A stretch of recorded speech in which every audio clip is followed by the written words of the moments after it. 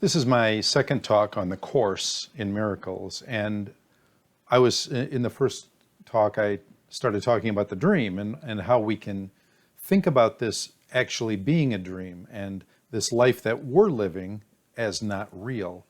So why do you think the Son of God had this thought? Well, I already mentioned that it was the problem of authorship and the Son of God examining differences to an incredible degree. But also, this is, to my mind, and this is not in the Course, this is a part of the birth process of the Son of God. The Son of God is trying to figure out, wow, what is this? What am I? And it's shaking off all this vestigial baggage that it had from its birth. As it travels through the birth canal to full realization of becoming the Son of God, it's going through a process of examination, self-examination. That's a possibility, and it makes sense to me, but you can believe it or not.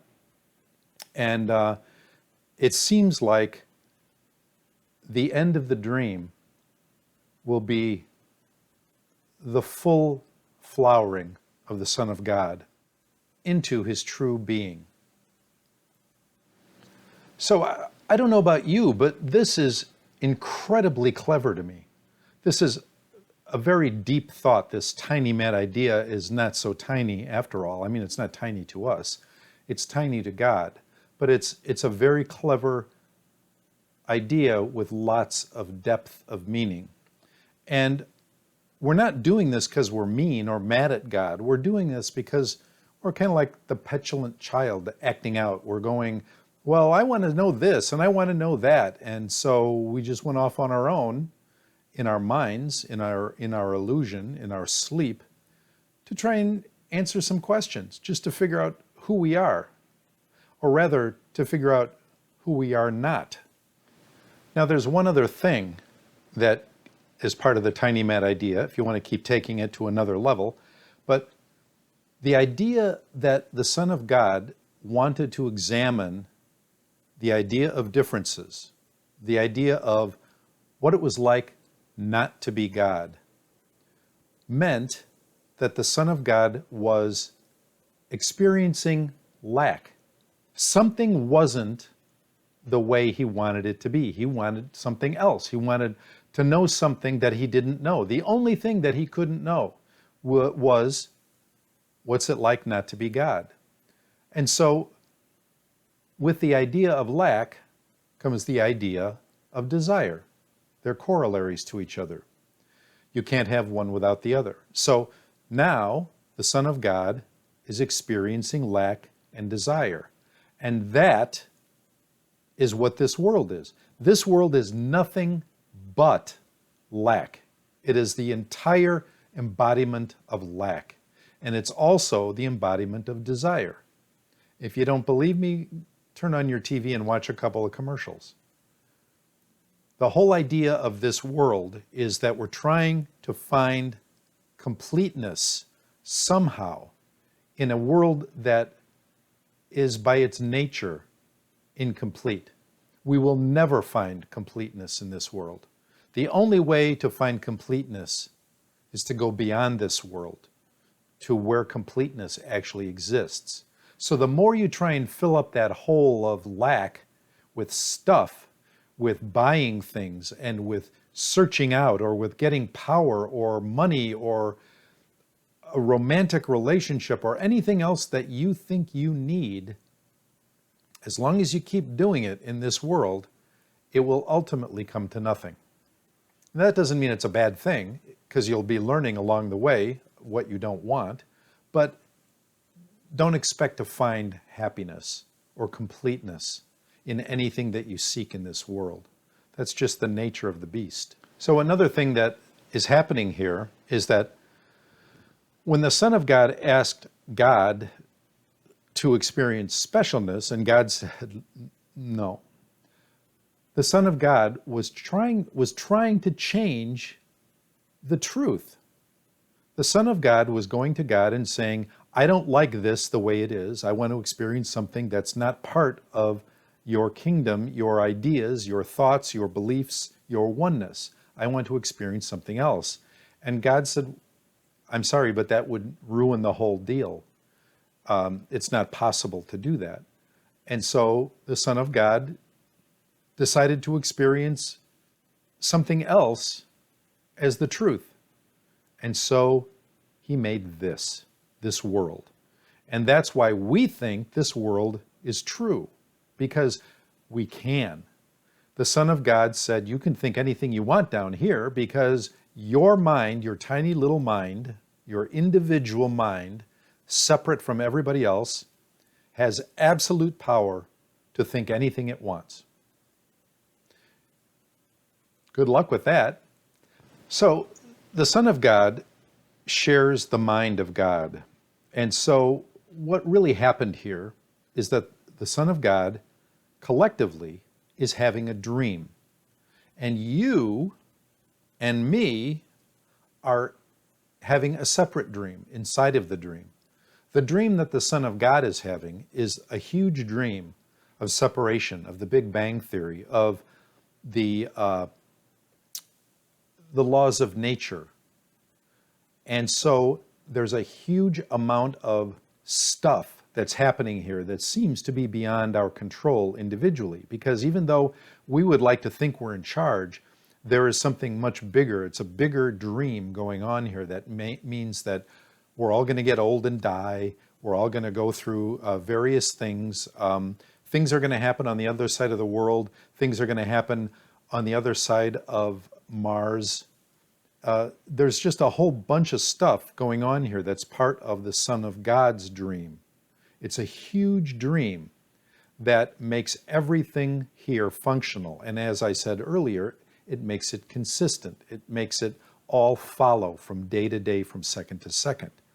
All the laws of physics and the laws of nature are followed all the time by this huge dream. So you are a tiny dream inside of the dream. Your ego is a thought that isn't real. It's not real because it doesn't fit into what is real. And the only thing that is real is God. The only thing that is true is God. And since you don't fit into the idea of God because you are separate, which is impossible, you lack, which is impossible, all of those things and many more things that you believe about yourself aren't true. They can't be true. And so that means that you are not real. You are not true. You are a dream figure sitting on top of another larger dream, which is sitting on top of the truth of the Son of God, who is mostly still awake inside of God. So it's a pretty vast and complex universe. And when the Son of God created this dream, he made it huge and beautiful and complex and unbelievably wonderful and unbelievably terrible at the same time. He had to make it so that it had limits. So it was space, so that things, as I said earlier, could fit into it. So it had to have boundaries, because things have boundaries, just as this space has boundaries. But he had to do it in a way that was so immense that it seemed to be limitless. And hence, it's a huge universe. And we're still trying to figure out the boundaries. Or if it's expanding, or is it going to contract? We don't even know. There's so much complexity in this universe because it was thought up by the mind of the Son of God. And you and I are tiny little thoughts thought up by the Son of God that have our own consciousness and our own volition. So, that's what's going on here in a nutshell. As I said before, the idea that this is a dream is a very difficult concept to accept, but the idea that it is a dream is also the answer to all of our spiritual questions, because what it finally does answer is why God created such a screwed up world The answer is he didn't. And God is unconditional love. And God is not a psychopath. This world is totally screwed up because it represents the Son of God's exploration of differences and separation and specialness and judgment. And that includes all the things that those things bring in, which are torture and control and anger and frustration and stress. Those things are part of the Son of God's exploration of separation, of specialness. And that's what we're doing here, while God sits serenely in the background, waiting for us to wake up, helping us, by the way, to wake up, which I will talk about in coming episodes. So your ego is trying very desperately for you to stay locked into this dream. It really wants to be part of this dream, because if you figure out that you're not part of this dream, that's the death of the ego. It's over. It's done. And the ego doesn't want that to happen. So let's examine one other thing. You've heard a lot about oneness, right? The talk that God is one, that there is nothing else. Well, is that just a catchphrase? Or do you actually think that it might be true? If there is oneness, truly, if there is oneness, then this can't exist. This is a world of duality, where multiple things exist. So, if God is oneness, then this place has no place in God. It's impossible for duality to exist within oneness, because that would mean somehow that there's a border around this dual thing inside of oneness. It's the same with hell. There's no hell, because where would it be? Everything is part of God. Everything that's true is part of God. The only things that exist in their own little way are things that are not true, because we have made them up. We made up this world, we made up hell, we made up all kinds of things. We made up the devil. We made up all kinds of things to keep us from seeing the truth. And every time you seem to be on the right track, the ego tries to throw you off. No matter what it is, the ego is always going to throw you off. These are called ego distractions. And reading things on social media all the time, I see hundreds and hundreds of people who just are so off track because they keep focusing on the wrong questions. They keep asking questions about this life and things that are frankly irrelevant. And of course that's okay, they can, but that's what the ego does. That's the function of the ego. It's to keep this real. It's as if you're in a maze and you're trying to find the prize at the end. And suddenly you get to the end of a corridor in this maze, and there's a large painting of a clown. And it's got spotlights and arrows pointing to it and loud music playing. And you go, oh, I found it. And the ego is simply saying, yeah, you found it, but you didn't really, because the ego wants you to think you found it. What the real exit here is a tiny door, and it's a very hard to find door, and it takes work to get there. Not physical work, but mental work. You have to let go of the clown picture. You have to let go of the maze. You have to let go of everything that the ego tells you is important. And when you do, things will start to change in your life. There is no sudden awakening. There can be for some people, but there is usually not a sudden awakening. Usually it's a very gradual process. And along with your progress, there is always help being offered to you. There are always things being given you to show you that you're on the right path. Now, as long as your ego keeps fighting back, you're going to have setbacks. You're going to have dark nights of the soul. You're going to have suffering and pain and sickness, and you're going to die. How many times? I don't know. How many do you need? How many do I need? Who knows? We're all in this until we figure it out, till we let it go. What you need to get out of here, to break that hold that the ego has, is vigilance for God and his kingdom. Now, what does that mean? Well, what it really means is that instead of focusing on your life as an ego, when that alarm goes off in the morning and you rush to get out of bed, to get in the shower, to shave, to do whatever you need to do, and then get to work, to get the kids in clothes and fed, and then you rush off somewhere else to do grocery shopping or work or wherever you're going, and then you have to rush back. If you do that every day, that's your life.